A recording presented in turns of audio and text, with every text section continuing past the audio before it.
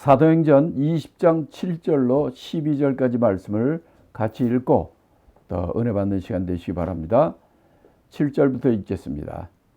안식 후 첫날에 우리가 떡을 떼려 하여 모였더니 바울이 이튿날 떠나고자 하여 저희에게 강론할세 말을 밤중까지 계속하며 우리의 모인 윗다락에 등불을 많이 켰는데 유두로아는 창에 걸터 앉았다가 깊이 졸더니 바울이 강론하기를 더 오래 하며 졸음을 이기지 못하여 3층 루에서 떨어지거늘 일으켜보니 죽었는지라. 바울이 내려가서 그 위에 엎드려 그 몸을 안고 말하되 떠들지 말라 생명이 저에게 있다 하고 올라가 떡을 떼어 먹고 오랫동안 곧 날이 새기까지 이야기하고 떠나니라. 사람들이 살아난 아이를 데리고 와서 위로를 적지 않게 받았더라. 7절부터 12절 말씀은 이 드로아에서 일어난 일인데 이때 그 말씀을 듣던 유두고라는 이 젊은이가 졸다가 죽은 얘기입니다. 근데 바울이 그를 다시 살린 얘기죠.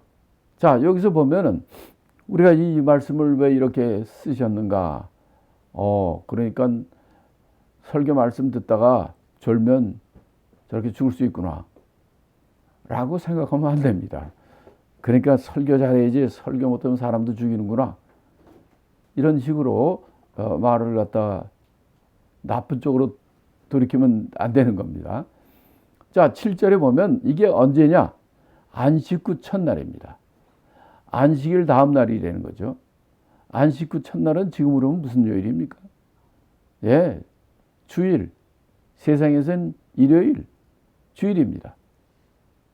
그러니까 이 당시에 이 초대교회 때 보면 안식 후 첫날에 그들이 모여가지고 예배를 보았다는 거죠. 또 거기에 보면 떡을 떼려 하여 모였더니 했어요. 떡을 떼려 하여 모였다. 성찬이죠. 성찬 예배죠. 그들은 만날 때마다 이렇게 예배를 드렸고 그 날짜를 안식일이 유대인들은 안식일 날 그 회당에서 모였지만은 이 교회는 안식 후 첫날에 이렇게 정기적으로 이렇게 하나 앞에 떡을 떼며 예배를 드린 것을 우리가 알 수가 있어요. 특히 이 날은 바울이 이튿날 떠나가자 이 계획 가운데 있었다는 거예요. 그렇기 때문에 바울이 이 예배 시간에 강론을 하는데 그 말을 밤중까지 계속했다는 거예요. 이 바로 떠난 날이 다음 날 떠나니까 정말 이들에게 가르쳐주고 알려주고 하고자 하는 그 얼마나 말씀이 그 마음이 그냥 그 간절한 마음 더 많이 알려주는 마음으로 그들에게 말씀하다 보니까 한밤중까지 계속하게 된 거예요. 자, 이러니까 제 옛날 사역이 생각이 납니다. 저희들은 이런 일이 많이 있어요. 저 같은 사역은 중국 선교를 했기 때문에 한 지역에서 3일 이상 있지 않습니다. 왜냐하면 3일 정도 되면 2, 3일 되면 그때부터는 이 지역에 소문이 납니다. 그래가지고 공안들이 출몰을 해요. 그래서 제가 여러 번 잡힌 적이 있고 그런 일이 있었기 때문에 항상 어디든지 가면 아주 특별히 안전한 지역을 빼놓고는 3일 만에 떠납니다. 그럼 그들이 왔다 했을 때 벌써 우리는 없는 거예요. 이렇게 하는데 그러다 보니까 마지막 날 되면요. 그 다음날 이제 내가 내일 아침에 일찍 떠난다. 아니면 밤중에 아침에 떠난다. 이럴 경우에는 그 전날 막 밤늦게까지 합니다. 그 어떤 날은 막 밤 12시, 새벽 2시, 아니 그 다음날 새벽 5시까지 가고 떠나는 경우도 있어요. 그래서 이 말씀을 전하는 게 그냥 뭐 하루 종일 하는 거예요. 아침 새벽 기도 때부터 시작을 해가지고 오전, 오후, 저녁, 밤, 새벽 5시 끝나는 거예요. 근데요, 여기처럼 바울이 얘기할 때 너무 길게 하니까 졸아가지고 3층에서 떨어지는 일이 생기기도 하지만은 저 같은 경우는요, 저는 말씀도 잘 전하지 못한 사람인데 얼마나 말씀을 갈급하는지 이 사람들이 아침, 점심, 저녁 식사 시간을 15분으로 단축하고 하자는 거예요. 금방 먹으면 뭐 5분이면 먹습니다. 그러니까 그렇게 하고 하자는 거예요. 그러면 저는 죽어나죠. 그런데 이렇게 사모하고 조는 사람 없이 참 열심히 받아 적고 아멘 할렐루야 이러니까 밤새면서 하는데도 피곤한 줄 모르겠더라고요. 바울이 그 다음날 아침날 그 다음날 이튿날 떠나기 때문에 그들이 밤중까지 계속 강의를 하는데 어떤 일이 생겼냐면 여기 보면 우리의 모임 윗다락에 그러니까 이 다락방 모임인 것 같아요. 그런데 이게 이제 조그만 게 아니라 집중해서 보통 우리가 이 중국에서 사역 보면 이렇게 많이 모일 때는 그 가정집들 중에 가정교회지만 그 중에서도 가장 넓은 집 그런 집을 사용합니다. 그래서 여기도 보면 이게 다락방 같아요. 큰 다락방 윗다락에 등불을 많이 켰다. 다락방에서 하고 큰 다락방에서 하는데 등불을 많이 켰다. 그러니까 좀 환하게 서로들 잘 보이고 할 수 있도록 사람이 많으니까 등불을 많이 켰을 거고. 그 다음에 여기 보면 이 3층에서 떨어졌다는 걸 보고 창에 앉았다는 걸 보면 이 집이 3층 집인 정도 되는 거죠. 그리고 이 청년이 창에 왜 걸터 앉았을까? 모인 사람들이 많기 때문입니다. 어른들과 노인들을 더 좋은 자리에 앉히고 젊은 사람들은 주로 어떻게 하냐? 어디 엉덩이 반쯤 걸친다든지 창가에 앉는다든지 좀 위험한 자리에 앉는다든지 이런 거거든요. 그러니까 이 유두고라는 이 청년은 어떤 청년인가? 유도고라는 이름은 이 성이 유시고 이름이 유두고가 아니라 유티커스라는 이 헬라 말인데 이 말은 주로 이제 고귀한 신분에 가진 사람의 이름이 있고요. 그 천한 성분에 가진 사람의 이름이 있어요. 예를 들어서 우리나라 사람의 이름을 한다면 저 지체 높으시고 고귀한 사람은 이름들이 멋있잖아요. 그런데 천한 계급적인 사람은 뭐 여자 이름은 뭐 언년이 또 남자 이름은 뭐 돌쇠 뭐 그렇게 천한 이름이 많잖아요. 그런 것 같은 이름이 유두고예요. 그러니까 이 청년은 낮은 신분의 사람인데 정보다 청년이고 또 이런 사람은 하루 종일 일이 얼마나 많겠습니까? 그러고 나서 이렇게 할 때 저녁에 요것에 와가지고 앉는데 어른들이 좋은 자리 다 앉고 사람 꽉 찼으니까 앉을 데가 어디 있겠어요? 없으니까 3층 창에 거기 걸터 앉은 거예요. 그런데 이 밤도록 이 설교가 계속되니까 이 등불을 켜면요, 지금처럼 형광등 켜는 게 아니라 이 등유, 이 불을 켜니까 이게 촛불, 왁스, 이 불을 켜니까 이 산소를 흡수하고 연끓음도 나오고 막 이러기 때문에 산소가 적어지죠. 그러면 이렇게 사람들이 좀 졸음 가운데 몰리기도 하고 또 피곤하니까 이렇게 했다가 이 졸음을 이기지 못하고 3층에서 떨어져 죽은 거예요. 이 특별히 사도행전의 저자는 누가입니다. 누가의 직업은 뭐냐? 의사예요. 그 이제 누가가 기록을 했는데 볼 때 의사인 누가가 뭐라고 얘기하냐면 3층에서 떨어져 가지고 이렇게 보니까 이미 죽었어요. 그러니까 기절한 게 아니고 죽은 겁니다. 이런 일이 이 교회 이렇게 귀한 한나라 잔치 가운데 이런 일이 일어난 거예요. 자, 이런 일이 일어나면 얼마나 이거 뭐 예수 믿는데 가지도 못하겠구나. 뭐 사람이나 죽어나가고 뭐 이런 얘기를 들을 수도 있어요. 그런데 이런 일이 있었을 때 어떤 일이 벌어지냐면 이때 바울이 말씀을 전하다 그 3층에서 떨어져 가지고 얘가 죽은 것을 보고 바울이 그 아래층으로 내려갑니다. 내려가서 어떻게 하냐면 그 위에 엎드려 그 몸을 안고 그 다음에 이제 사람들한테 얘기하는 거예요. 야, 여러분들 떠들지 마라. 진정하라. 조용하라. 얘가 다시 살았다. 생명이 저에게 있다. 이렇게 얘기한 거예요. 죽었다고 그랬는데 분명히 바울이 그 위에 엎드리고 그 몸을 안았다. 이런 역사는요.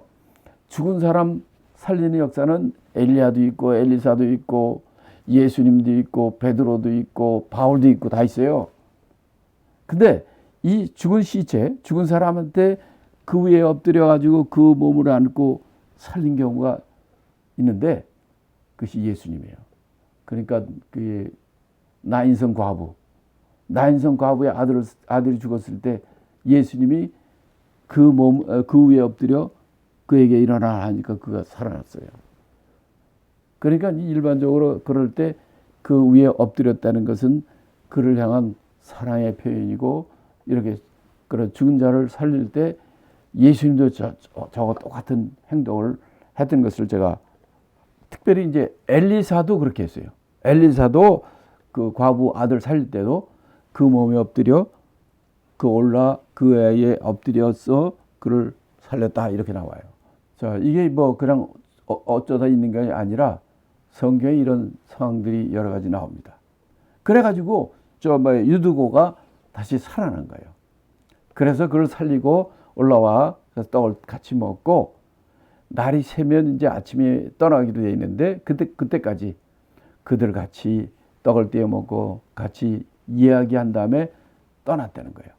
이 정말 저주의 사건, 위기의 사건이 일어났지만은 하나님께서 바울을 통해서 이 죽은 자를 살리는 역사로 말미암아 그 봤던 모든 사람들이 바로 유두고의 그 죽은 자를 살리는 살아난 그 사건을 통해서 많은 위로를 적지 않게 받았다. 많은 사람들이 위로를 받았다는 거예요. 이렇게 모든 건 끝날 때까지 끝난 것이 아니라는 거죠. 하나님은 죽은 자를 살리기도 하고 무에서 유를 창조하시는 분이기도 해요.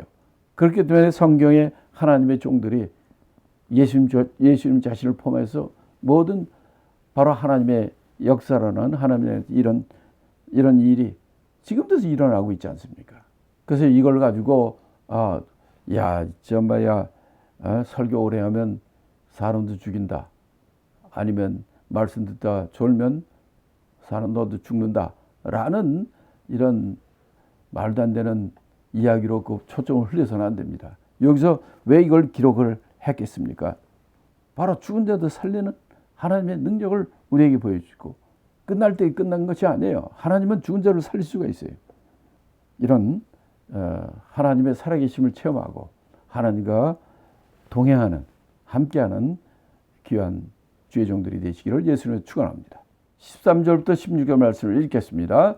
우리는 앞서 배를 타고 앗소에서 바울을 태우려고 그리로 행선하니 이는 자기가 도보로 가고자 하여 이렇게 정하여 준 것이라.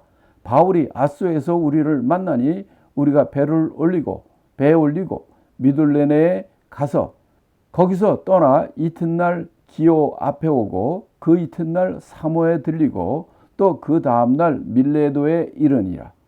바울이 아시아에서 지체치 않기 위하여 에베소를 지나 행선하기로 작정하였으니 이는 될 수 있는 대로 오순절 안에 예루살렘에 이르려고 급히 가미러라.